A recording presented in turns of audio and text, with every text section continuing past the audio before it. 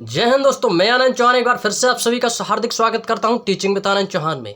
दोस्तों आज हम स्टार्ट करने वाले हैं आप लोगों के लिए दोस्तों एक नई सीरीज आई है। दोस्तों जैसे कि आप सभी को पता होगा कि रोजगार विद अंकित सर की दोस्तों एक है सामान्य ज्ञान की येलो बुक। वो काफ़ी सफिशियंट बुक है दोस्तों आपके सभी कॉम्पिटेटिव एग्जाम के लिए, चाहे वो आपका कोई भी एग्जाम हो, चाहे Delhi police constable, head constable, SI, UP police constable, SI, किसी भी दोस्तों आपका jail warden, fireman, railway, bank, किसी भी दोस्तों परीक्षा से रिलेटेड हो, वह सभी एग्जाम में दोस्तों आपके लिए दोस्तों बहुत ही उपयोगी होने वाली है येलो बुक। दोस्तों यदि येलो बुक और ल्यूसेंट की दोस्तों यदि आपस में दोस्तों तुलना करें तो ल्यूसेंट में दोस्तों होता क्या है कि ल्यूसेंट में दोस्तों काफ़ी चीज़ों को दोस्तों विस्तार से लिखा है, हर चीज़ों को दोस्तों उसमें दोस्तों फाइंड करके दिया गया है, सभी चैप्टरों को दोस्तों बाकायदा सभी विस्तार से दिया गया है। लेकिन दोस्तों जो सामान्य ज्ञान येलो बुक है इसमें दोस्तों क्या है कि इसमें ल्यूसेंट में जो दोस्तों थ्योरी वाइज दी गई है उन सभी क्वेश्चनों में से जो इंपॉर्टेंट क्वेश्चन बनते हैं आपके यूपी पुलिस कांस्टेबल के लिए, जो खास क्वेश्चन है, जो बेहद एग्जाम में दोस्तों काफ़ी बार पूछे गए हैं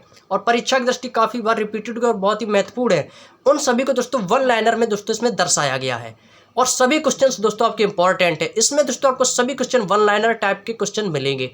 तो हम इस बुक को दोस्तों पूरा कंप्लीट बुक करेंगे। यह बुक दोस्तों 140 पेजों की बुक है दोस्तों। हम सभी चैप्टरों को, जितने भी दोस्तों इसमें चैप्टर हैं, उन सभी चैप्टरों को दोस्तों, जैसे हिस्ट्री हुआ, पॉलिटी हुआ, इन सभी चैप्टरों को दोस्तों हम पेज बाई पेज पढ़ेंगे। जितने भी दोस्तों इसमें 140 पेज हैं, इन सभी सब्जेक्टों को दोस्तों हम पेज बाई पेज पढ़ेंगे। तो सबसे पहले दोस्तों हम बात करते हैं, आपको दोस्तों बुक का लोगो दिखाई दे रहा होगा, ये बुक है आपकी दोस्तों, जो कि दोस्तों आपके एग्जाम के लिए दोस्तों काफ़ी सफिशियंट रहने वाली है। यदि आपके पास दोस्तों ये बुक नहीं है तो जरूर इस बुक को जरूर सभी पैर दोस्तों परचेज कीजिएगा। काफ़ी अच्छी बुक है दोस्तों, ये अंकित भाटी सर की बुक है। सबसे पहले दोस्तों यदि हम इसके बात करते हैं दोस्तों, इसमें दोस्तों इंडेक्स दिया गया विषय सूची की, इसमें दोस्तों आपको 6 विषय दिए गए हैं। सबसे पहले यदि हम दोस्तों इसमें बात करते हैं हिस्ट्री की, इसमें दोस्तों आपको हिस्ट्री दिया गया है और दोस्तों आपको इसमें constitution, history, constitution, geography, economics, miscellaneous और स्पोर्ट्स, इसमें दोस्तों आपको 6 चैप्टर दिए गए हैं। इन सभी 6 चैप्टरों को दोस्तों हम कवर करेंगे दोस्तों, इन सभी 6 चैप्टरों को दोस्तों हम कवर करेंगे और सभी चैप्टरों को दोस्तों हम क्रमानुसार दोस्तों पेज बाई पेज पढ़ेंगे। तो आज दोस्तों हम पढ़ने वाले हैं हिस्ट्री। सबसे पहला चैप्टर आज हमारा स्टार्ट होगा दोस्तों हिस्ट्री का। जैसे हिस्ट्री दोस्तों खत्म हो जाएगी उसके बाद हम दोस्तों कॉन्स्टिट्यूशन, संविधान का पढ़ाएंगे, वो भी दोस्तों पेज बाई पेज। तो सभी प्यारे दोस्त एक बार इस वीडियो को लाइक कर दें और यदि चैनल पर नए हो तो चैनल को सब्सक्राइब कर लें और बेल आइकन को प्रेस कर लें, जिससे आने वाली सभी नोटिफिकेशन आपको समय पर मिल सके। और यह वीडियो दोस्तों आप लोगों के लिए दोस्तों काफ़ी इंपॉर्टेंट रहने वाली है, चाहे आपका कोई भी एग्जाम हो। जैसा कि दोस्तों आपको बता दें कि जो आपकी उत्तर प्रदेश पुलिस भर्ती परीक्षा जो दोस्तों भर्ती आने वाली है, इसमें दोस्तों आपके 8,714 पद दोस्तों पीएससी के भी इसमें शामिल कर दिए गए। तो आपकी वैकेंसी है दोस्तों ये 35,000 प्लस वैकेंसी होने वाली। तो यह आप लोगों के लिए दोस्तों बहुत ही अच्छी खुशखबरी है और हो सकता है यह वैकेंसी दोस्तों आपको जून और जुलाई में देखने को मिल सकती है। तो अपनी तैयारी को दोस्तों कंटिन्यू करते रहिए। तो दोस्तों यह सीरीज आज आप सभी लोगों के लिए दोस्तों ये स्टार्ट की गई है। तो आज पहला चैप्टर है दोस्तों हिस्ट्री का। तो चलिए दोस्तों आज हम हिस्ट्री को पढ़ेंगे दोस्तों, हिस्ट्री के बारे में जानते हैं। तो सबसे पहला चैप्टर है, आप देख पा रहे होंगे हिस्ट्री, बिल्कुल शुरुआत और बिल्कुल बेसिक से पढ़ेंगे दोस्तों। आप ल्यूसेंट में भी पढ़ते रहिएगा और साथ में दोस्तों इस येलो बुक को भी पढ़ना है। और दोस्तों जब भी आपका एग्जाम हो तो इस बुक को जरूर पढ़कर जाना दोस्तों, गारंटी है, 100% गारंटी के साथ कह रहा हूँ कि आपके एग्जाम में दोस्तों यूपी पुलिस में जितने भी दोस्तों क्वेश्चन बनते हैं तो खासतर ज़्यादातर क्वेश्चन आपके दोस्तों येलो बुक अंकित भाटी सर की ही बुक से दोस्तों आपको क्वेश्चन काफ़ी देखने को मिल जाएंगे, जिससे दोस्तों आपको एग्जाम में कोई प्रॉब्लम नहीं होगी। ल्यूसेंट होता क्या है कि दोस्तों सभी के पास होती है, लेकिन कुछ पुस्तकें ऐसी होती है जो कि हमें ल्यूसेंट के साथ ऐड करनी पड़ती है। जैसे कि दोस्तों आपकी ल्यूसेंट हिंदी के साथ दोस्तों आपके अंकित भाटी सर की एक बुक है सामान्य हिंदी, उसको भी दोस्तों ऐड कीजिएगा। और जैसे कि आपके ल्यूसेंट तो होगी, सभी लोगों के पास होती है, जो पढ़ते हैं उनके भी पास, जो नहीं पढ़ते हैं उनको भी पास दोस्तों ल्यूसेंट होती है, लेकिन ल्यूसेंट के साथ दोस्तों आपको येलो बुक भी ऐड करनी है। तो चलिए दोस्तों हम टॉपिक पर बात करते हैं। सबसे पहला चैप्टर है दोस्तों हिस्ट्री। हिस्ट्री में दोस्तों आप बात करते हैं, थोड़ा जूम कर देते हैं जैसे आपको दोस्तों दिखने में कोई प्रॉब्लम ना हो। तो जैसे कि दोस्तों इसमें दिया गया है, पहला पॉइंट दिया गया है आपको दोस्तों इतिहास के जनक के बारे में। इतिहास का जनक दोस्तों कौन है, सभी को पता होगा, सभी प्यारे दोस्त बताएंगे। इतिहास के जनक, इतिहास के जनक कौन है दोस्तों? इतिहास के जनक है दोस्तों हेरोडोटस। कौन है दोस्तों? इतिहास के जनक है हेरोडोटस। मोस्ट इंपॉर्टेंट क्वेश्चन है, पूछा जाता है कि इतिहास के जनक कौन है? हेरोडोटस। और दोस्तों इनकी जो पुस्तक का नाम है, इनकी पुस्तक का नाम है हिस्टोरिका। क्या नाम है इनकी पुस्तक का? इनकी पुस्तक का नाम है हिस्टोरिका। अब बात करते हैं दोस्तों प्रागैतिहासिक काल की। प्रागैतिहासिक काल क्या होता है दोस्तों? इसमें लिखा है कि वह काल जिसके लिए कोई लिखित सामग्री उपलब्ध नहीं है और जिसने मानव का जीवन अपेक्षाकृत पूर्णतया सभ्य नहीं था, उसे दोस्तों प्रागैतिहासिक काल कहते हैं। आपसे क्वेश्चन दोस्तों इसमें बन सकता है कि वह कौन सा काल है जिसमें मानव जीवन पूर्णतया सभ्य नहीं था? वह कौन सा काल है जिसमें मानव जीवन पूर्णतया सभ्य नहीं था? तो वह कौन सा काल हो जाएगा दोस्तों? प्रागैतिहासिक काल। अब बात करते हैं दोस्तों इसको कितने भागों में विभाजित किया गया है। तो दोस्तों इसको 3 भागों में विभाजित किया गया है। कौन कौन से दोस्तों आप देख पा रहे होंगे? पुरापाषाण काल, मध्यपाषाण काल और नवपाषाण काल। पुरापाषाण काल को दोस्तों अज्ञात काल से दोस्तों ये 8000 ईसा पूर्व तक चला। और मध्यपाषाण काल की बात कर दें तो दोस्तों मध्यपाषाण काल है ये 8000 ईसा पूर्व से 4000 ईसा पूर्व। और नवपाषाण काल इसका काल है 4000 ईसा पूर्व से 2500 ईसा पूर्व। ये इंपॉर्टेंट है दोस्तों, तो इसको याद रखना। पुरापाषाण काल अज्ञात काल से 8000 ईसा पूर्व, मध्यपाषाण काल 8000 से 4000, नवपाषाण काल 4000 से 2500 ईसा पूर्व। अब बात करते हैं दोस्तों आगे का आविष्कार। आग के आविष्कार जो दोस्तों हुआ था, यह हुआ था दोस्तों आपका पुरापाषाण काल में। किस काल में दोस्तों आग का आविष्कार हुआ था? आग का आविष्कार जो है आपका पुरापाषाण काल में हुआ था। नेक्स्ट है दोस्तों पहिए का आविष्कार। जो दोस्तों पहिए का आविष्कार है यह आपका कब हुआ था? यह आपका नवपाषाण काल में हुआ था। कब हुआ था दोस्तों? पहिए का आविष्कार नवपाषाण काल में हुआ था। नेक्स्ट बात करते हैं दोस्तों मनुष्य के घर बनाने की जो प्रवृत्ति है दोस्तों, यह कब सीखी थी दोस्तों? यह सीखी थी उसने नवपाषाण काल में। याद रखना दोस्तों जो पहिए का आविष्कार है यह भी दोस्तों आपका नवपाषाण काल में हुआ था। और जो दोस्तों मनुष्य ने जो घर बनाना है जो सीखा था यह भी आपका दोस्तों नवपाषाण काल में सीखा था। दोस्तों पूछा जाता है कि मनुष्य का सर्वप्रथम पालतू पशु क्या था? तो मानव ने दोस्तों सर्वप्रथम पालतू पशु क्या बनाया था? कुत्ता। कुत्ता जो था उनका दोस्तों सर्वप्रथम पालतू पशु था। सभी को पता होगा, बेसिक क्वेश्चन है दोस्तों। और जो दोस्तों कृषि का आविष्कार हुआ था यह भी दोस्तों आपका नवपाषाण काल में हुआ था। तो दोस्तों याद रखना नवपाषाण काल में क्या हुआ था? पहिए का आविष्कार भी दोस्तों नवपाषाण काल में हुआ था। मनुष्य जो घर बनाने की जो प्रवृत्ति थी यह भी दोस्तों नवपाषाण काल में सीखी थी। और जो दोस्तों कृषि का आविष्कार हुआ यह भी आपका नवपाषाण काल में हुआ था। नेक्स्ट दिया गया है दोस्तों पुरापाषाण काल में मानव की जीविका का मुख्य आधार शिकार करना था। देखिए दोस्तों जो पुरापाषाण काल में दोस्तों जो मानव का जो जीवन यापन वो किस प्रकार से करता था? वह सबसे पहले जानवरों का शिकार करता था। और पहले दोस्तों मानव जो जानवरों का शिकार करता था वह कच्चा मांस खाता था। कैसा मांस खाता था दोस्तों? सर्वप्रथम कच्चा मांस। तो दोस्तों उनका जीवन यापन था, उनका मुख्य आधार सिर्फ और सिर्फ शिकार करना था। नेक्स्ट दिया है दोस्तों मनुष्य ने सबसे पहले तांबा धातु का प्रयोग किया। क्वेश्चन पूछा जा सकता है कि मनुष्य ने सबसे पहले किस धातु का उपयोग किया था? तो किसका प्रयोग किया था दोस्तों? यह किया था तांबा धातु का। ऑप्शन में दोस्तों आपको लोहा भी मिलेगा, लेकिन वहां पर आपको लोहा नहीं करना है। तो सबसे पहले जो प्रयोग करता है वह किसका करता है दोस्तों? तांबे धातु का। नेक्स्ट दिया गया है दोस्तों मनुष्य द्वारा प्रयोग किए जाने वाला प्रथम औजार। इंपॉर्टेंट क्वेश्चन है। मनुष्य द्वारा प्रयोग किया जाने वाला सर्वप्रथम औजार कौन सा था दोस्तों? जानवरों को मारने के लिए प्रथम औजार उसने क्या बनाया था दोस्तों? कुल्हाड़ी को। इजी है, सभी को याद होगा। नेक्स्ट है दोस्तों कृषि का प्रथम उदाहरण कहां से प्राप्त हुआ था? Important question. जो दोस्तों कृषि का प्रथम उदाहरण है वो कहां से प्राप्त हुआ था? यह आपका प्राप्त हुआ था मेहरगढ़ से। कहां से प्राप्त हुआ था दोस्तों? यह आपका मेहरगढ़ से प्राप्त हुआ था। नेक्स्ट दिया है दोस्तों भारतवर्ष शब्द का सर्वप्रथम उल्लेख हाथी गुम्फा अभिलेख में मिलता है। इंपॉर्टेंट क्वेश्चन है दोस्तों, आपसे काफी बार एग्जाम में पूछा गया है। क्वेश्चन पूछा जाता है कि भारतवर्ष शब्द का सर्वप्रथम उल्लेख किस अभिलेख में किया गया था? तो आपको काफी ऑप्शन भी दिए जाएंगे, 4 ऑप्शन दिए जाएंगे। तो उसमें से तो आपको क्या चुनना है? हाथी गुम्फा अभिलेख। क्या होगा दोस्तों? हाथी गुम्फा अभिलेख में भारतवर्ष का उल्लेख मिलता है। नेक्स्ट दिया है दोस्तों मनुष्य द्वारा बोई गई सबसे पहली फसल कौन सी थी? तो कौन सी थी दोस्तों? गेहूं व जौ। हो सकता है दोस्तों आपको ऑप्शन में गेहूं ना दिया जाए तो जौ दिया जाए, तो वहां पर आप जौ को चुनेंगे। जब जौ ना दिया जाए तो दोस्तों वहां पर आप गेहूं को चुनेंगे। तो मनुष्य द्वारा बोई गई सबसे पहली फसल कौन सी थी? गेहूं या जौ। नेक्स्ट दिया है दोस्तों जिन सिक्कों पर लेख नहीं है उन पर जो चिन्ह बने हैं उनका ठीक ज्ञान नहीं है। ऐसे सिक्कों को दोस्तों क्या कहा जाता था? आहत सिक्के कहलाते थे। यानी कि दोस्तों जो उस काल में जो सिक्के हुआ करते थे दोस्तों उसमें कुछ लिखा हुआ नहीं था, उसमें दोस्तों क्या था? उसमें चिन्ह बने हुए थे। तो उन लोगों को दोस्तों उनको ज्ञान तो था नहीं, तो ऐसे सिक्कों को वो क्या कहते थे दोस्तों? आहत सिक्के कहते थे। क्या कहते थे दोस्तों? आहत सिक्के कहते थे। नेक्स्ट यह है दोस्तों रोमिला थापर के अनुसार, एक वैज्ञानिक थे दोस्तों रोमिला थापर। तो रोमिला थापर के अनुसार दोस्तों लोहे का उपयोग 800 ईसा पूर्व में आरंभ हुआ था। रोमिला थापर के अनुसार जो लोहे का उपयोग है वह दोस्तों आपका 800 ईसा पूर्व में आरंभ हुआ था। क्वेश्चन पूछा जा सकता है कि लोहे का उपयोग किस काल में आरंभ हुआ था, तो यह हुआ था दोस्तों 800 ईसा पूर्व। किसने की थी दोस्तों? रोमिला थापर ने। अब बात करते हैं दोस्तों प्रमुख वेदों के बारे में। सभी को पता होगा कि वेद कितने होते हैं दोस्तों। वेदों की संख्या कितनी है दोस्तों? 4 है। वेदों की संख्या कितनी है दोस्तों? 4 है। भारत के सबसे प्राचीन ग्रंथ वेद का शाब्दिक अर्थ क्या होता है दोस्तों? ज्ञान होता है। वेदों का शाब्दिक अर्थ क्या होता है? ज्ञान होता है। और वेदों की संख्या कितनी थी दोस्तों? 4 थी। कितनी थी? 4। और कौन कौन से दोस्तों याद रखना? ऋग्वेद, यजुर्वेद, सामवेद और अथर्ववेद। कौन कौन से हैं दोस्तों? ऋग्वेद, यजुर्वेद, सामवेद, अथर्ववेद। अब सबसे पहले दोस्तों हम इसमें बात करते हैं ऋग्वेद की। तो जो दोस्तों ऋग्वेद था यह सबसे प्राचीनतम वेद इसी को कहते हैं और सबसे पुराना वेद भी इसी को कहते हैं। और जो बाद का वेद है, जो सबसे बाद का यानी सबसे अंतिम वेद जो होता है वो होता है दोस्तों हमारा अथर्ववेद, जिसके बारे में हम दोस्तों आगे चर्चा कर रहे होंगे। तो सबसे पहले यहाँ पर हम बात करेंगे ऋग्वेद की। यह दोस्तों आपका सबसे प्राचीन वेद है यानी सबसे पुराना वेद है। इसमें दोस्तों यदि आपसे मंडल पूछे जाते तो इसमें दोस्तों आपके 10 मंडल हैं। और दोस्तों जैसे आप सूक्ति पूछी जाती तो इसमें 1028 सूक्ति हैं। और रचनाएं पूछी जाए तो 10,462 रचनाएं इसमें दी गई हैं। तो याद रखना ऋग्वेद जो है आपका सबसे प्राचीनतम वेद है। इसमें 10 मंडल हैं, इसमें 1028 सूक्ति हैं तथा 10,462 रचनाएं हैं।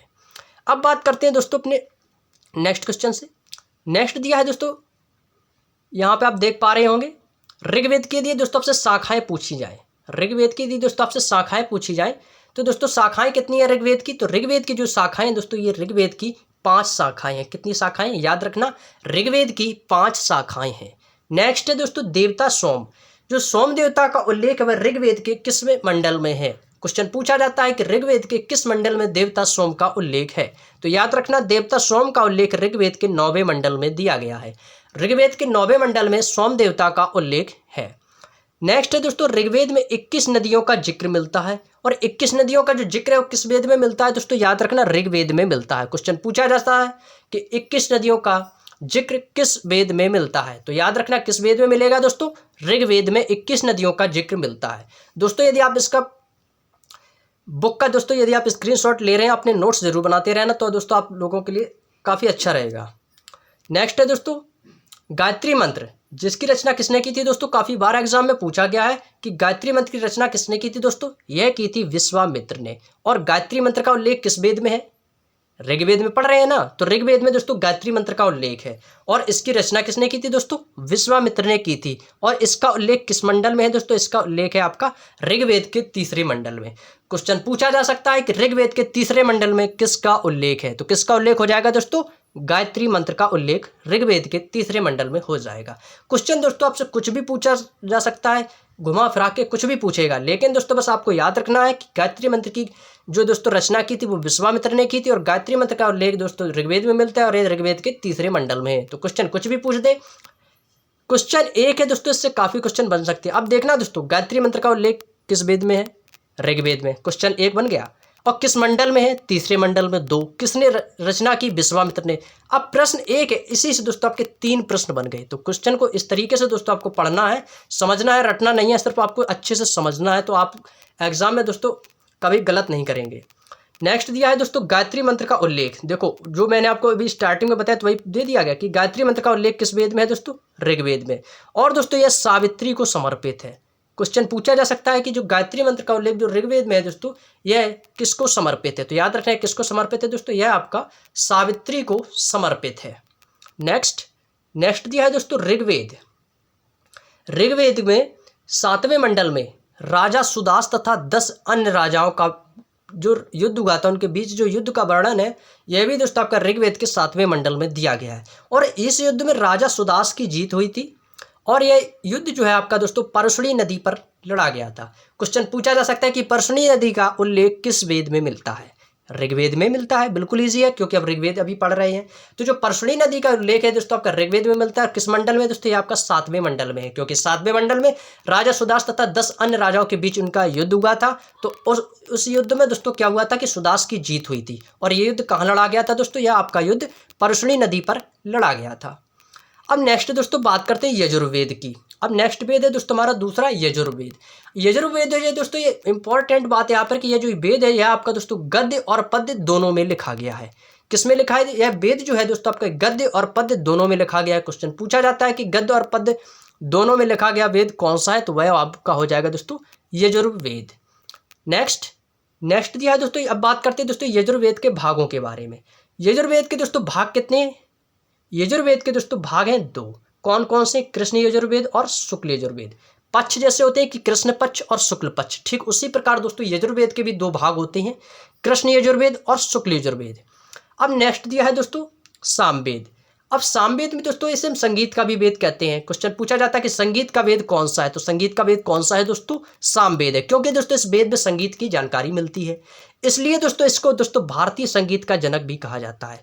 भारतीय संगीत का जनक कहा जाने वाला वेद कौन सा है? सामवेद। भारतीय संगीत का भारतीय संगीत का जनक कहने वाला वेद कौन सा है दोस्तों? सामवेद है। तो इसी कारण दोस्तों इसके भारतीय संगीत का जनक भी कहते हैं, किस वेद को? सामवेद को। अब बात करते हैं दोस्तों सामवेद में रचनाओं की। तो जो सामवेद में दोस्तों कुल रचनाएं यदि आपसे पूछी जाए तो 1549 रचनाएं दोस्तों सामवेद में है, और जिसमें से दोस्तों मात्र 78 ही नई हैं।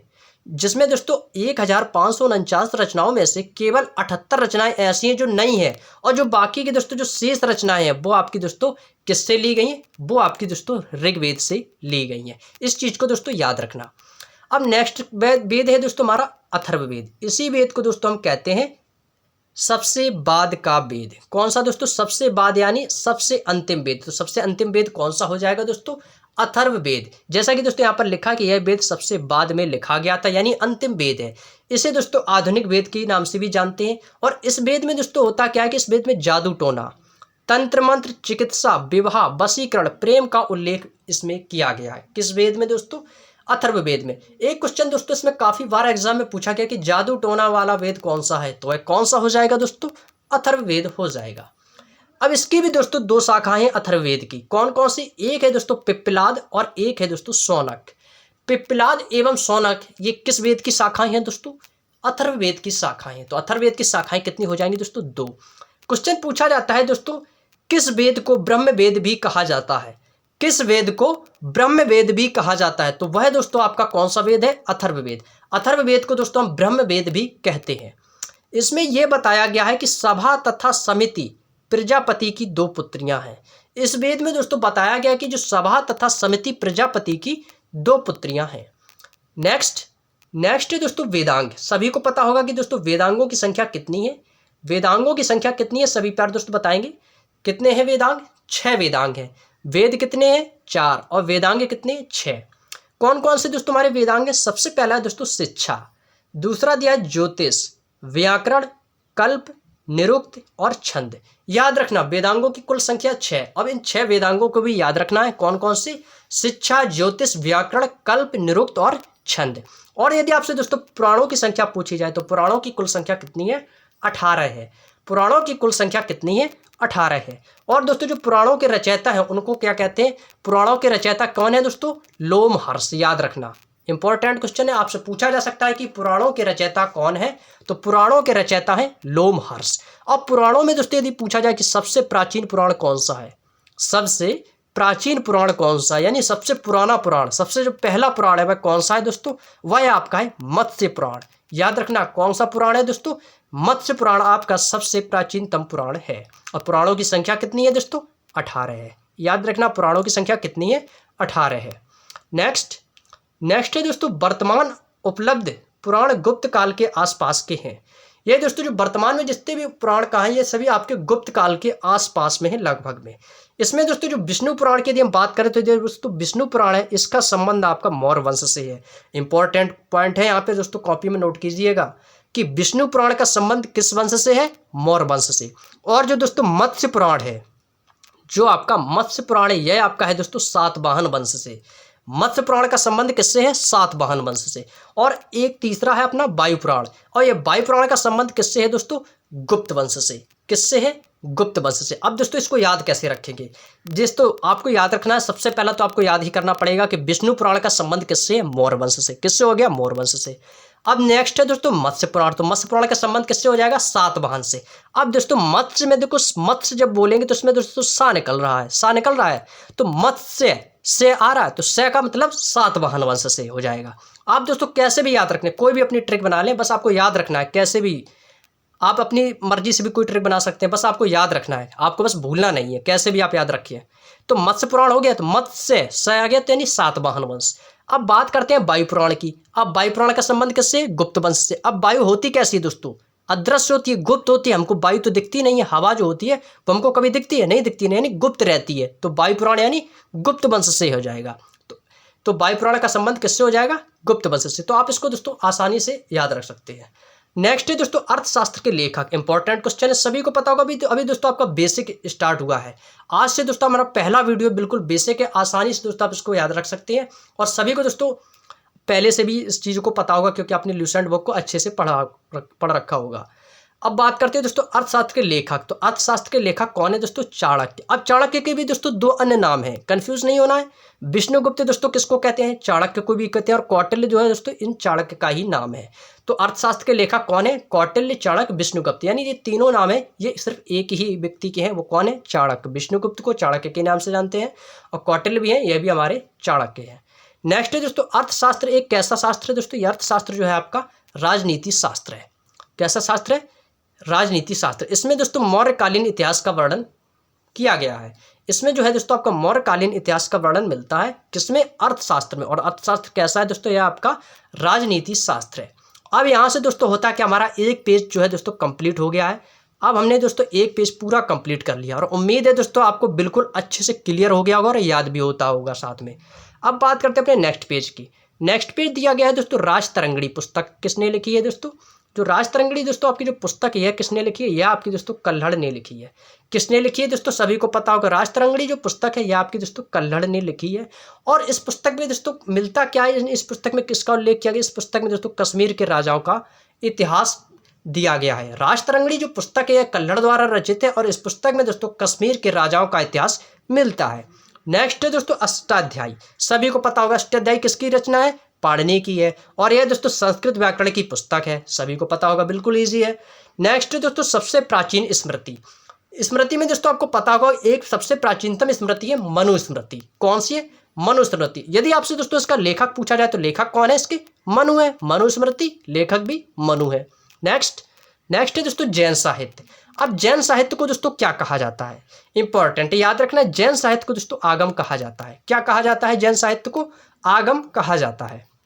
नेक्स्ट दिया है दोस्तों जैन धर्म का प्रारंभिक इतिहास कल्पसूत्र नामक पुस्तक में है, और यह कल्पसूत्र जो पुस्तक है किसने लिखी थी दोस्तों? किसने लिखी थी? यह पुस्तक है दोस्तों भद्रबाहु ने लिखी थी, याद रखना। कल्पसूत्र पुस्तक के लेखक कौन है? भद्रबाहु है। और यह जैन धर्म का प्रारंभिक इतिहास है, कौन सा है? कल्पसूत्र। नेक्स्ट दिया है जातक कथाएं। और जातक कथाएं दोस्तों किस धर्म से संबंधित है? यह आपकी बौद्ध धर्म से संबंधित है, और इसमें महात्मा बुद्ध के पुनर्जन्म की कहानियों का वर्णन किया गया है। महात्मा बुद्ध के पुनर्जन्म की कहानियों का वर्णन किस कथा में है? वह आपका जातक कथा में, सभी को मालूम होगा, बिल्कुल इजी क्वेश्चन है। नेक्स्ट है दोस्तों भारत का सबसे प्राचीन नगर। सभी को पता होगा, आपने 5वीं 6वीं कक्षा में इतिहास चैप्टर में पढ़ा होगा कि सबसे प्राचीन नगर कौन सा था? मोहनजोदड़ो। और मोहनजोदड़ो का दोस्तों शाब्दिक अर्थ क्या होता है? मृतकों का टीला। क्या बोलते हैं दोस्तों मोहनजोदड़ो को? मृतकों का टीला कहा जाता है। तो मोहनजोदड़ो का शाब्दिक अर्थ क्या हो जाएगा? मृतकों का टीला। नेक्स्ट दिया दोस्तों असम में पाए जाने वाले गिब्बन। असम में पाए जाने वाले गिब्बन एक जो भारतीय एकमात्र कपी है। और कपी मीन्स क्या होता है दोस्तों? कपी मीन्स होता है आपका बंदर। क्या होता है दोस्तों? बंदर। जो असम में दोस्तों एक बंदर पाया जाता है जिसको बोलते हैं गिब्बन। यह भारत का एकमात्र कपी है जो आपका दोस्तों असम में पाया जाता है। अब बात करते हैं दोस्तों सिंधु घाटी या हड़प्पा सभ्यता के बारे में। सिंधु घाटी या हड़प्पा सभ्यता के बारे में दोस्तों हम बात करेंगे। तो दोस्तों सबसे पहले हम बात करेंगे सिंधु घाटी सभ्यता के काल के बारे में। तो इसका जो काल है दोस्तों 2500 ईसा पूर्व से 1750 ईसा पूर्व था। काल भी दोस्तों आपसे पूछा जा सकता है कि सिंधु घाटी सभ्यता का काल कब से कब तक रहा? तो ये कब तक रहा दोस्तों? 2500 ईसा पूर्व से 1750 ईसा पूर्व। नेक्स्ट दोस्तों दिया है हड़प्पा टीला के सर्वप्रथम उल्लेख दोस्तों 1826 ईस्वी में चार्ल्स मेसन द्वारा किया गया था। और ये हड़प्पा संस्कृति को दोस्तों कांस्ययुगीन सभ्यता भी कहते हैं। क्वेश्चन पूछा जाता है कि कांस्ययुगीन सभ्यता किसे कहा जाता है? तो किसे कहा जाता है दोस्तों? यह आपका हड़प्पा संस्कृति को यानी हड़प्पा सभ्यता या सिंधु घाटी की सभ्यता को कांस्य युगीन सभ्यता भी कहते हैं।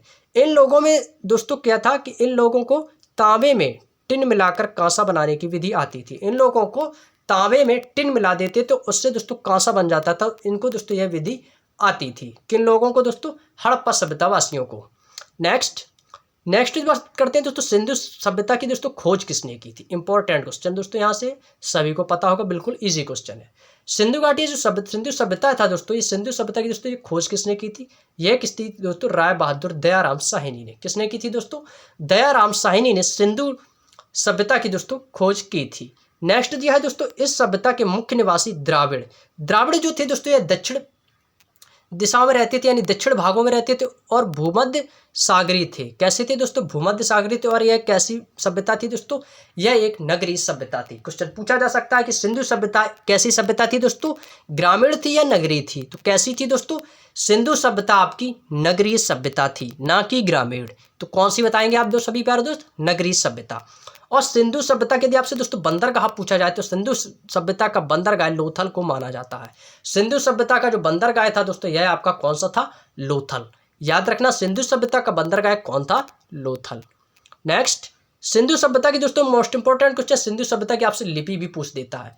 सिंधु सभ्यता की लिपि कैसी थी? तो सिंधु सभ्यता की दोस्तों लिपि थी, यह थी आपकी भावात्मक एवं चित्रात्मक लिपि थी दोस्तों। यह लिपि इंपॉर्टेंट बात यह है कि यह दाएं से बाएं लिखी जाती थी और इसी लिपि के दोस्तों हम बोलते थे खरोष्ठी लिपि। क्या बोलते थे दोस्तों? खरोष्ठी लिपि।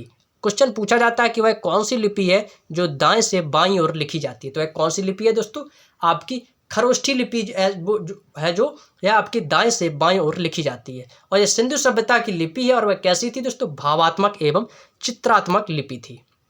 नेक्स्ट, सिंधु सभ्यता के नगर तथा घरों को बनाने के लिए दोस्तों ग्रिड पद्धति अपनाई गई। क्वेश्चन पूछा जाता है जो सिंधु सभ्यता में जो नगर तथा जो घर बनाते थे जो लोग, उस जो पद्धति थी उसको दोस्तों क्या बोलते थे? उसको बोलते थे ग्रिड पद्धति। तो उन्होंने दोस्तों ग्रिड पद्धति को अपनाया था। और ये आपसे पूछा जाता है कि जो सिंधु समाज था दोस्तों, यह सिंधु समाज कैसा था? जो सिंधु समाज था दोस्तों, यह आपका मात्र सत्तात्मक समाज था। कैसा था दोस्तों? मात्र सत्तात्मक समाज था। सिंधु समाज कैसा था? मात्र सत्तात्मक। तो याद रखना, सिंधु समाज आपका मात्र सत्तात्मक समाज था। नेक्स्ट बात करते हैं दोस्तों, नेक्स्ट दिया गया है मोहनजोदड़ो से नृतक की कांस्य मूर्ति भी दोस्तों मिली थी। मोहनजोदड़ो से नृतक की कांस्य की एक मूर्ति मिली थी। क्वेश्चन पूछा जाता है दोस्तों कि जो नृतक की मूर्ति थी दोस्तों, वह आपकी कांस्य मिली थी दोस्तों। यह आपकी दोस्तों मोहनजोदड़ो से नृतक की कांस्य की बनी मूर्ति मिली थी। नेक्स्ट दिया है दोस्तों, ये लोग दोस्तों मिठास के लिए शहद का प्रयोग करते थे। जो दोस्तों मोहनजोदड़ो यानी सैंधववासी थे दोस्तों, यह मिठास के लिए किसका प्रयोग करते थे दोस्तों? ये शहद का प्रयोग करते थे। किसका? शहद का प्रयोग करते थे।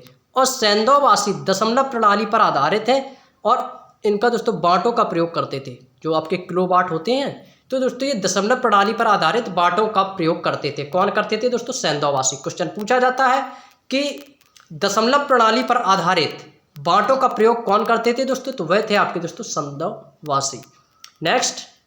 नेक्स्ट बात करते हैं दोस्तों, लोथल में मिट्टी से निर्मित घोड़े की प्रतिमा प्राप्त हुई थी। क्वेश्चन पूछा जाता है कि मिट्टी से निर्मित घोड़े की प्रतिमा कहाँ से प्राप्त हुई थी? इंपॉर्टेंट क्वेश्चन है दोस्तों, आपसे पूछा जाता है कि मिट्टी से निर्मित घोड़े की प्रतिमा कहाँ से प्राप्त हुई थी? यह आपकी दोस्तों लोथल से प्राप्त हुई थी। और यहीं से क्वेश्चन दिया कि यहाँ पर गाय के साक्ष्य नहीं मिले हैं। क्वेश्चन पूछा जाता है कि वह कौन सा मतलब स्थान है जहाँ से दोस्तों गाय के साक्ष्य नहीं मिले हैं और बाकी जगह से मिले हैं? तो लोथल से जो है दोस्तों यहाँ पर गाय के साक्ष्य नहीं मिले हैं। नेक्स्ट है दोस्तों सिंधुवासी या इनको सैंधववासी भी बोल सकते हैं। ये बतख को अत्यधिक पवित्र मानते थे। जो सैंधववासी थे दोस्तों, ये बतख को अत्यधिक पवित्र मानते थे। नेक्स्ट है दोस्तों जुते हुए खेतों के साक्ष्य दोस्तों ये आपके काली बैंगन यानी कालीबंगा से प्राप्त हुए हैं। कालीबंगन से प्राप्त हुए हैं। और नक्काशीदार ईंटों का प्रयोग के साक्ष्य भी आपके दोस्तों कालीबंगन से प्राप्त हुए हैं यानी कालीबंगा। तो काले बैंगन से आप दोस्तों हमने जो ट्रिक बनाई थी दोस्तों, काले बैंगन कहाँ पर बने हैं दोस्तों? घर घर बने हैं। तो कालीबंगा जो है आपका किस नदी के किनारे स्थित है? यह आपका घग्गर नदी के किनारे स्थित है। तो जिसके बारे में हम दोस्तों ट्रिक भी बना चुके हैं। तो यदि आपने अभी तक दोस्तों उस वीडियो को नहीं देखा है तो एक बार प्ले लिस्ट में जाकर उस वीडियो को आप देख सकते हैं। तो नक्काशीदार ईंटों के जो प्रयोग के जो साक्ष्य थे दोस्तों, ये आपके कहाँ से मिले हैं? यह आपके दोस्तों कालीबंगा यानी कालीबंगन से मिले हैं। अब नेक्स्ट दोस्तों बात करते हैं अपने इस साइड वाले पेज पे। यहाँ पे दोस्तों दिया गया है सिंधु सभ्यता के प्रमुख स्थल। यहाँ पर दोस्तों इसकी दोस्तों जो सिंधु घाटी सभ्यता के जो प्रमुख स्थल है दोस्तों, हम इसकी ऑलरेडी एक ट्रिक बना चुके हैं। और अभी तक दोस्तों आपने उस वीडियो को नहीं देखा तो प्लेलिस्ट में जाकर एक बार उस वीडियो को चेक करें और उस वीडियो को जरूर देखें दोस्तों। काफ़ी अच्छा वीडियो, एक बार में दोस्तों जितने भी दोस्तों सिंधु घाटी सभ्यता के स्थल जो नदियों के किनारे बसे आपको एक ही बार में याद हो जाएंगे और कभी नहीं भूलेंगे। सबसे पहले बात करते हैं दोस्तों हड़प्पा सभ्यता की। हड़प्पा सभ्यता जो है दोस्तों आपका पाकिस्तान में स्थित और एक किसमें है, रावी नदी के किनारे स्थित है। हड़प्पा जो है आपका रावी नदी के किनारे स्थित है। नेक्स्ट दिया मोहनजोदड़ो। मोहनजोदड़ो यहाँ पर आपका दोस्तों सिंधु नदी के किनारे स्थित है। सिंधु को हमने दोस्तों क्या बनाया था, साधु। मोहन हाथ जोड़ो किसके सामने, साधु के सामने। तो ये आपका दोस्तों पाकिस्तान में स्थित है। तो मोहनजोदड़ो सिंधु नदी के किनारे स्थित है। नेक्स्ट है दोस्तों चनुदड़ो। चनुदड़ो यह भी दोस्तों आपका पाकिस्तान में स्थित और यह आपका सिंधु नदी के किनारे स्थित है। नेक्स्ट है दोस्तों कालीबंगा। कालीबंगन यानी काले बैंगन। तो काले बैंगन कहाँ बने दोस्तों, घर घर बने। तो यह घग्गर नदी के किनारे स्थित हो जाएगा और यह कहाँ पर है दोस्तों, राजस्थान में स्थित है। नेक्स्ट है दोस्तों लोथल। अब लोथल यानी लोथल यानी जो भोजन है हमें दोस्तों थल पर करना चाहिए और यानी भोग जो हमें थल पर लगाना चाहिए। तो लोथल क्या हो जाएगा दोस्तों, आपका भोगवा नदी के किनारे स्थित है और लोथल जो है दोस्तों ये आपका गुजरात राज्य में स्थित है। नेक्स्ट है दोस्तों रोपड़। रोपड़ की यदि हम बात करें तो रोपड़ आपका दोस्तों पंजाब राज्य में है और यह सतलज नदी के किनारे स्थित है। नेक्स्ट है दोस्तों आलमगीरपुर। आलमगीरपुर जो है दोस्तों ये आपका मेरठ में स्थित है और यह हिंडन नदी के किनारे स्थित है। हिंडन यानी हिडन यानी छिप जाना। अलमारी में दोस्तों जब हम कोई चीज़ रखते हैं तो उसको दोस्तों किस लिए रखते हैं, यानी दिखाई ना दे, यानी वो छिप जाए। तो अलमारी से याद रखेंगे हिंडन यानी हेडेड हो जाना। नेक्स्ट दिया है दोस्तों रंगपुर। रंगपुर जो है दोस्तों ये आपका गुजरात राज्य में स्थित है और रंगपुर जो दोस्तों आपका यह मादर नदी के किनारे स्थित है। कौन सी नदी के किनारे दोस्तों, मादर नदी के किनारे आपका रंगपुर स्थित है। नेक्स्ट दिया है दोस्तों धौलावीरा। धौलावीरा जो दोस्तों आपका गुजरात में है। बनमाली, बना है माल, कहाँ बना है दोस्तों, जो माल आपका बना है आपका रसोई में बना है। रंगोई यानी रसोई, सेम वॉइस आ रही है ना। तो बनमाली आपका हरियाणा राज्य में स्थित और आपका रंगोई नदी के किनारे स्थित है। नेक्स्ट है दोस्तों सुतकांगडोर। सुतकांगडोर जो है आपका दोस्तों दास्क नदी के किनारे स्थित और पाकिस्तान में स्थित है। कहाँ पर स्थित है दोस्तों, पाकिस्तान में स्थित है। नेक्स्ट दिया जो तो मोहनजोदड़ो से प्राप्त सबसे बड़ी इमारत। क्वेश्चन काफ़ी बार पूछा गया है कि सबसे बड़ी जो इमारत है दोस्तों मोहनजोदड़ो में उसका नाम क्या है। तो वह कौन सी थी दोस्तों, अन्नागार। अन्नागार जो है दोस्तों मोहनजोदड़ो की सबसे बड़ी इमारत है। नेक्स्ट इनकी प्रमुख फसलें क्या थी दोस्तों।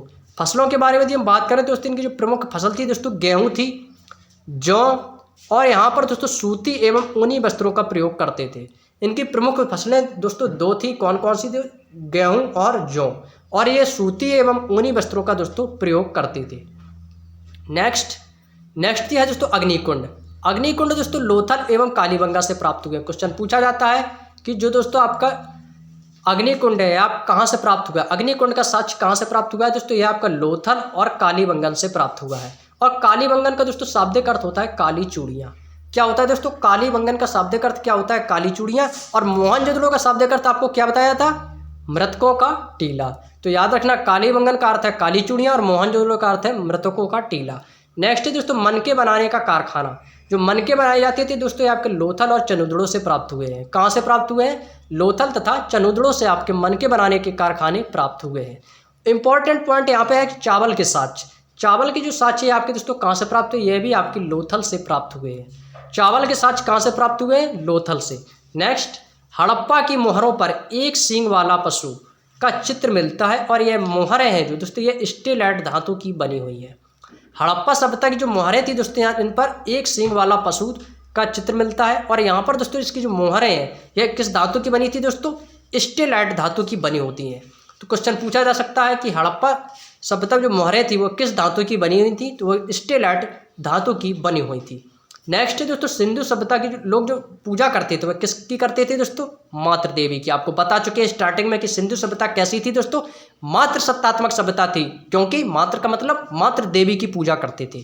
तो सिंधु सभ्यता के लोग किसकी पूजा करते थे, मातृ देवी की। और पशुओं में दोस्तों जो कुवड़ वाला सांड उसकी पूजा करते थे। जो दोस्तों कुवड़ वाला सांड होता है इसकी दोस्तों सिंधु सभ्यता के लोग उनकी पूजा करते थे। नेक्स्ट ये लोग दोस्तों सूती एवं ऊनी वस्त्रों का प्रयोग करते थे। आपको बता चुके हैं इनकी प्रमुख फसलों के बारे में, गेहूं और जौ और सूती वस्त्र और ऊनी वस्त्र। तो यहाँ पर वही दिया गया है दोस्तों, जो सिंधु सभ्यता के जो लोग थे ये दोस्तों मातृ देवी की पूजा करते थे और कुवड़ वाला साँड़ की पूजा करते थे। और ये लोग सूती तथा ऊनी वस्त्रों का प्रयोग करते थे।